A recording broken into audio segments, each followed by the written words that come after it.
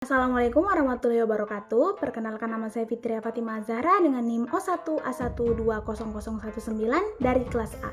Pada kesempatan kali ini saya akan menjelaskan mengenai senyawa fenolik dan flavonoid. Yang pertama, definisi senyawa fenolik dan flavonoid. Senyawa fenolik adalah fitokimia yang ditemukan di semua tanaman.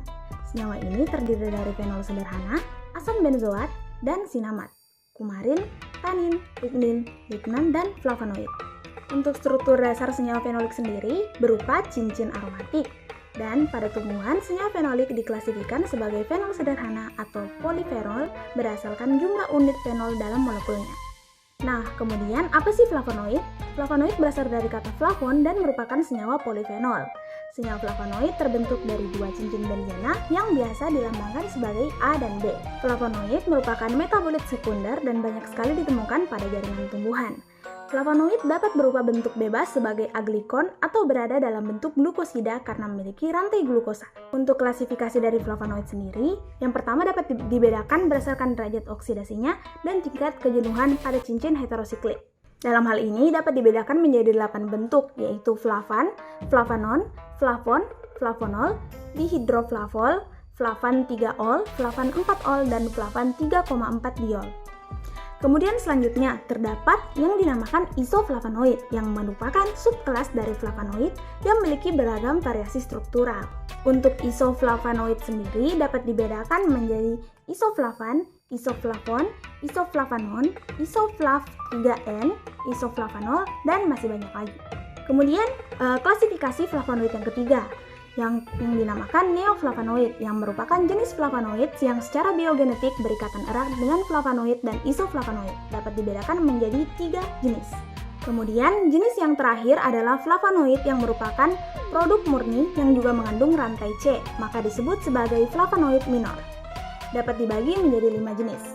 Di antaranya 2-OH kalkon, 2-OH dihidrokalkon, 2-OH retrokalkon, auron, dan auronols. Untuk identifikasi dari flavonoid sendiri dapat dilakukan dengan isolasi dari bahan tanaman sebagai senyawa tunggal atau bagian dari senyawa campuran. Untuk metodenya sendiri biasa digunakan seperti metode spektrofotometri UV. Bidang penelitian tentang flavonoid sekarang berfokus pada identifikasi metabolitnya dalam jaringan hewan dan cairan tubuh. Untuk biosintesis dari flavonoid dapat dilihat pada diagram berikut ini.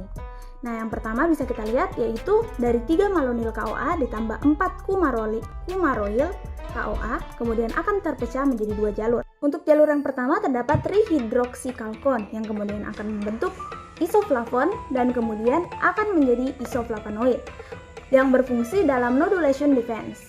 Kemudian yang kedua terdapat tetrahidroksikalkon yang dapat terjadi reaksi bolak-balik menjadi naringenin. Naringenin ini juga dapat menjadi isoflavon yang akan menjadi isoflavonoid di jalur pertama. Untuk naringenin sendiri dapat diubah menjadi flavan 4-ol dan menjadi 3-deoksyanthocyanidin yang berfungsi dalam pigmentation defense. Masih dari naringenin dapat diubah menjadi flavons yang berfungsi dalam nodulation defense. Kemudian naringenin ini dapat diubah menjadi 3-OH flavanons. Kemudian 3-OH flavanons akan terbagi menjadi 2 jalur. Yang pertama akan membentuk flavanols yang kemudian akan berubah menjadi flavanol glikosida yang berfungsi dalam pigmentation, UV protection, dan male fertility signaling. Kemudian yang kedua akan berubah menjadi flavan 3,4 diols yang menjadi 3-OH anthocyanidins dan menjadi anthocyanins. Anthocyanin ini berfungsi dalam pigmentasi dan juga penyebaran biji.